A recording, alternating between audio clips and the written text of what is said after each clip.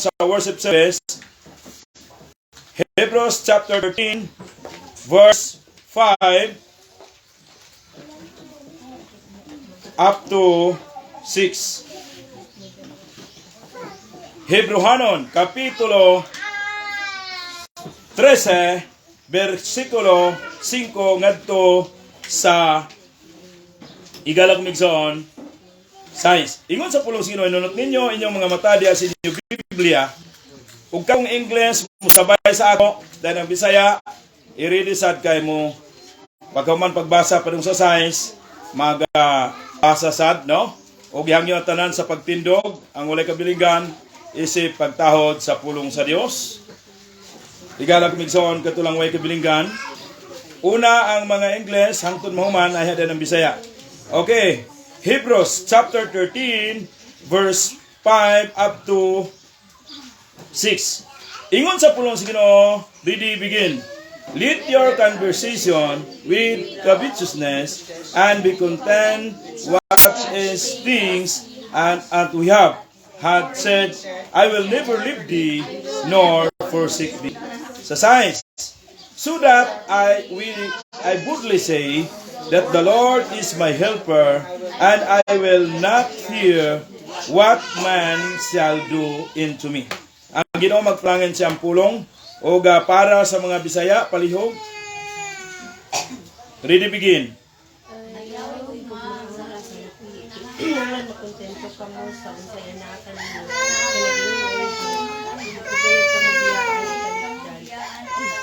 Busa may kaisip kita sa pag-ingay ng Ginoo mo ay ako yung kitaban, hindi ako mahal kay sabay man sa tao.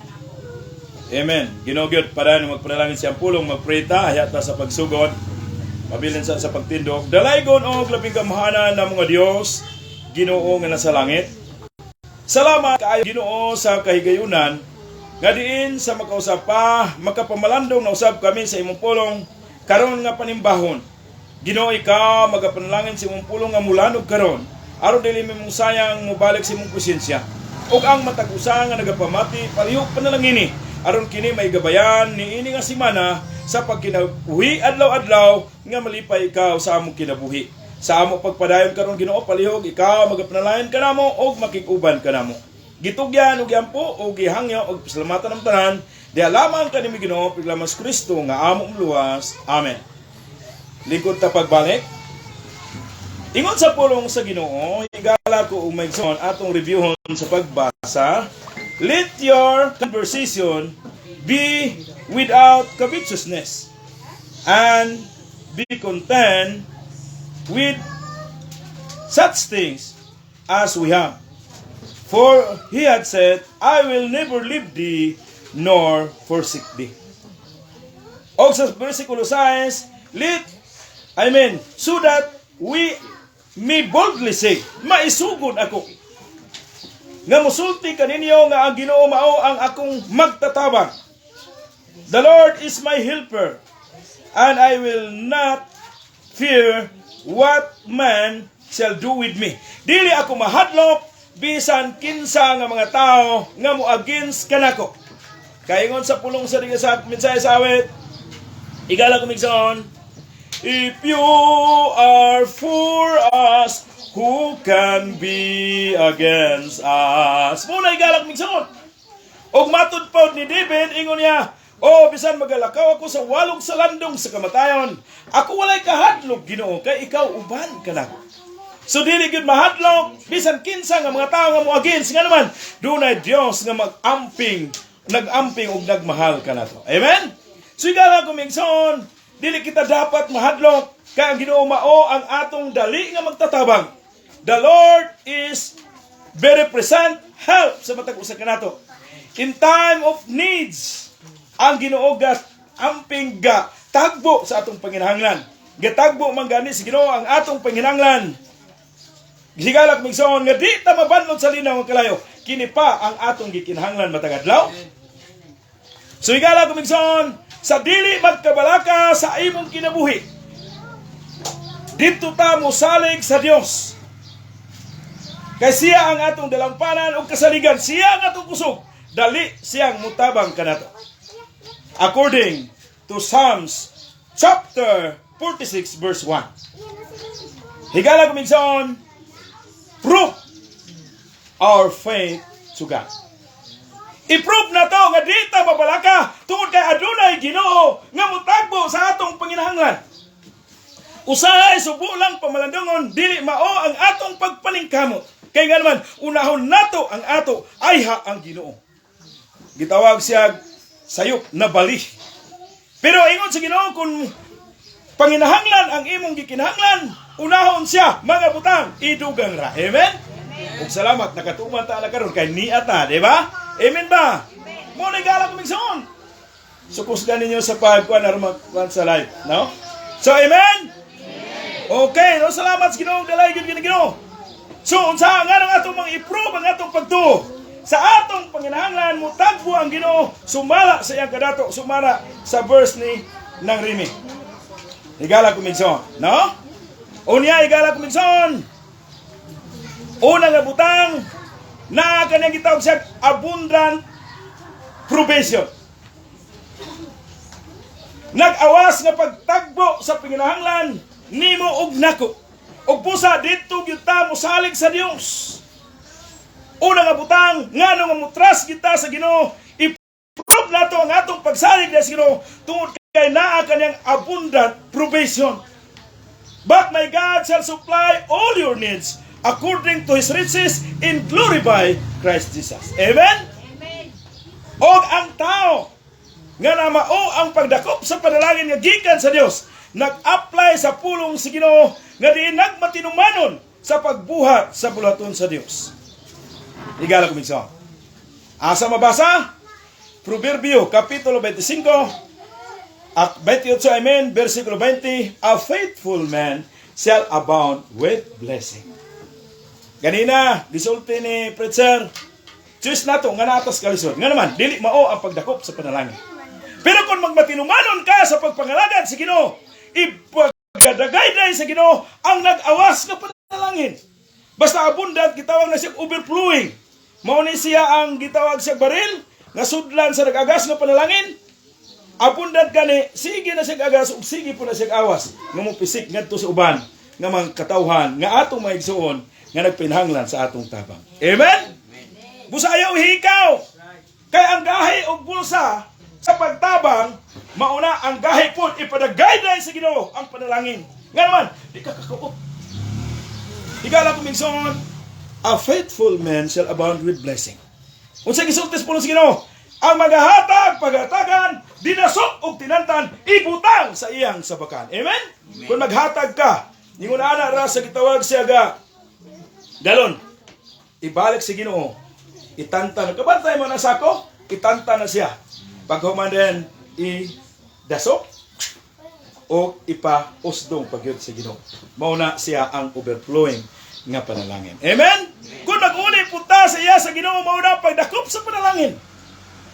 Sulayin ninyo ako karon, dadaan niyong tibok ikapulong atos balay tipiganan, aron na dunay kalanon diya sa kong balay. Sulayin ko ninyo, di ba bubuan ko kamo sa panalangin.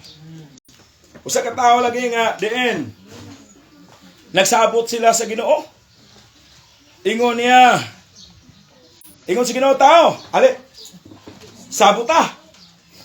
O sa Ginoo, di pa yan tao kay ang Ginoo ba nagkasabot. Ingon niya, magpartner ta. Ako'y hatag kanimo mayang gininhawa, mayang panlawas, maayong hangin. Unya, hatag ko nimong kabaw, kondisyon kabaw, pasabsab sa kabaw, masabsab sa kabaw ba?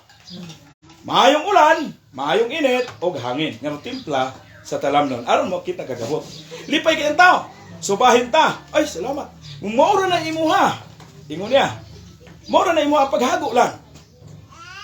Lipay kayang tao, nisamot siya kalipay, pero ang bahin mo ni. Ingon niya, tunga, dili. Kana lang yung ikapulo, mo ihatag sa. Bubuan ko ka, ikaw sa panalangin. Maura na ang gikinahanglan. Iuli lang nimo. Mura kang nagsaop ba? By hook or by crook, higala kumigson, ang ikapulo dili na imo. Bahin na para sa Ginoo. Amen ba? Amen. Og ang nitabo, bisag dili ka ganahan mo uli, dapat iuli nimo na. ug naa pag condition sa Ginoo, bubuan ka sa panalangin, abundant provision. Grabing abunda sa pagtagbo sa Ginoo sa imong panginahanglan, higalat mo siya. Sahay gahit lang kita. Kay kung naay 20,000, 2,000 naman, yawak na lang ni makapalit. Sultihan ko ikaw, bukaman kas kalisod, nga naman, gikaon mo ang tunglo na sa imong tiyan.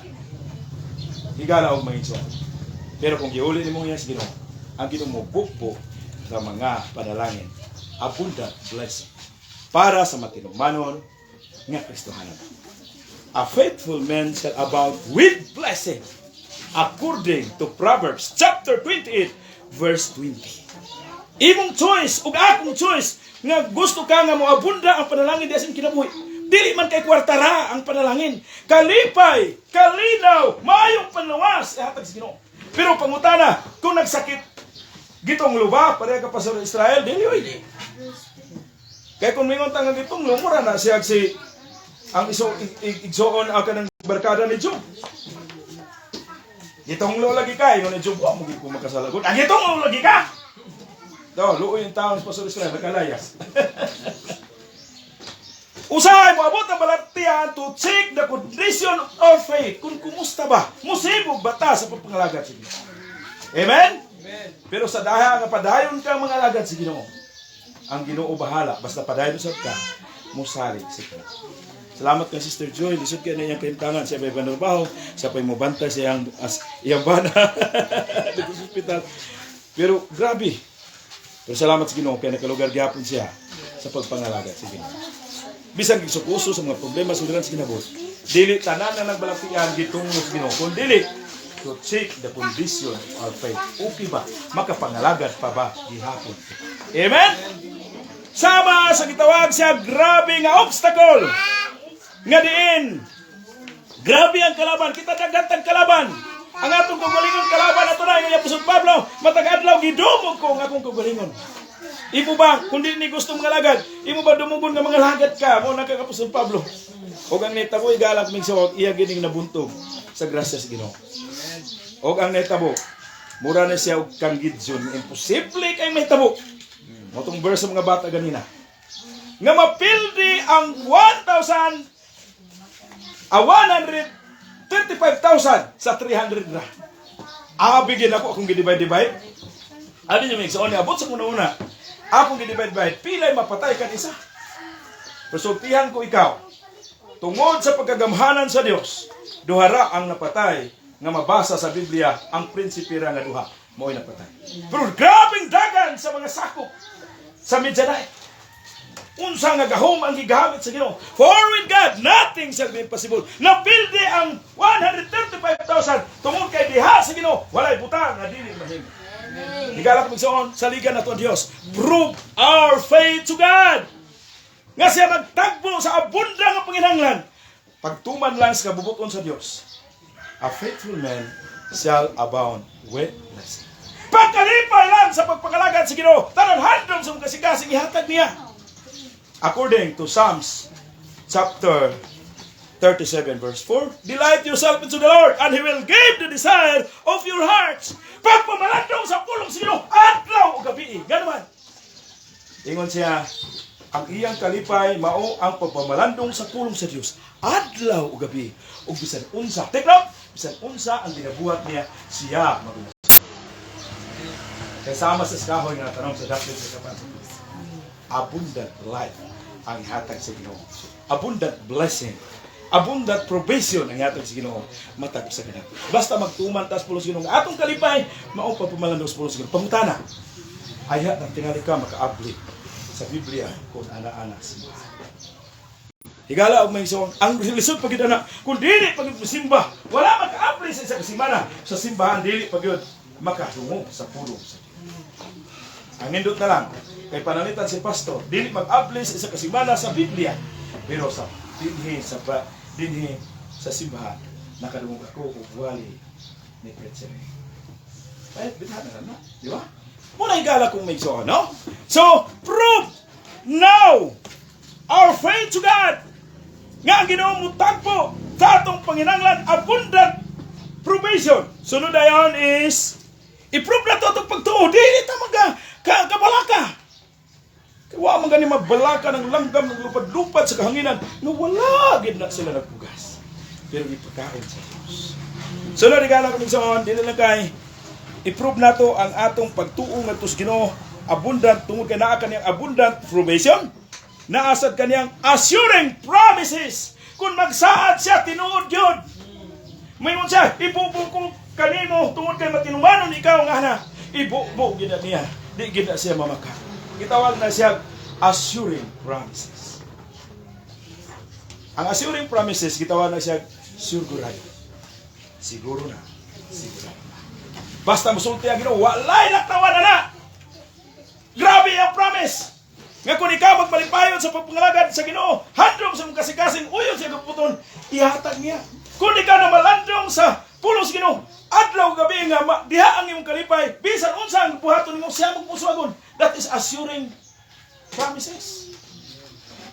Prove our faith to God. Dito maglangan, last. Mo na itong paborito.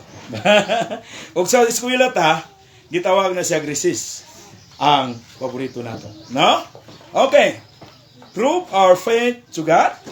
Kaya naa kaniyang abundant provision. Nakasan niya ang gitawag siya assuring promises. Sunod.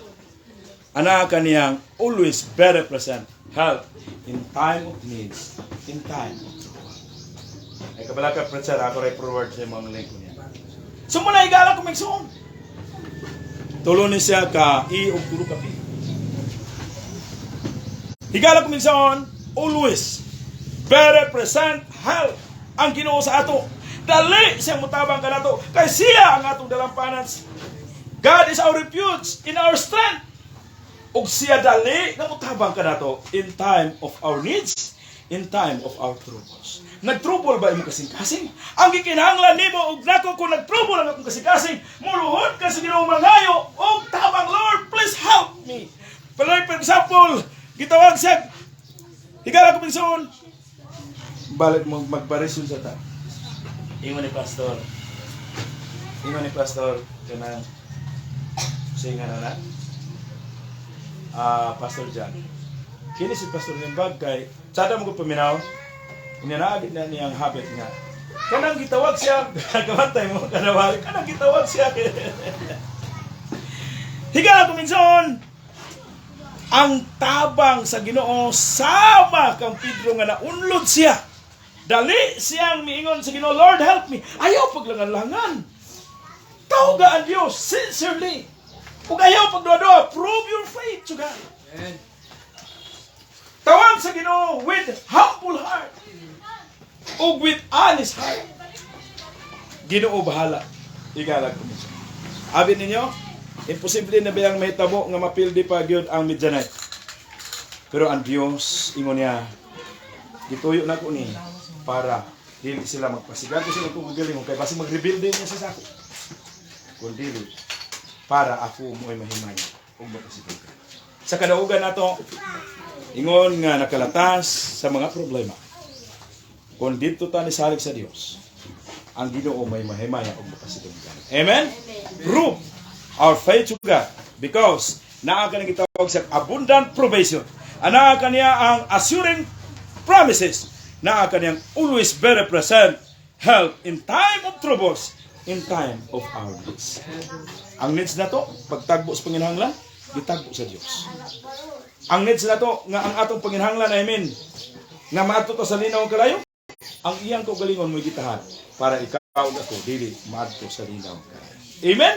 Amen. Ato pa kang kinahanglan. Itagbo na sa Ginoo. Ang gikinahanglan lang nato di ta magduha-duha og kasing-kasing. Kay kung magduha-duha ta sa atong kasing-kasing higala kuminson, ingon sa pulong sa Dios, ayaw siya ipa dahom nga makadawat siya sa iyang iya. Let us God with faith. Dili ang pagduha-duha. Kaya di gyud makadawat sa gihangyo niya sa Ginoo. Kung ikaw ug ako magduha-duha. Proof last, ato na balik sa conclusion, prove our faith to God because our God, naa kaniya ang gitawag siya abundant provision ug naa kaniya ang gitawag siya assuring promises. Siguro gyud og naa kaniyang always very present help in time of needs, in time of troubles. Hinaot nakakuha tag ay nga pagtulungan. Nagsugod ta sa pagbatbat sa pulong sa Ginoo.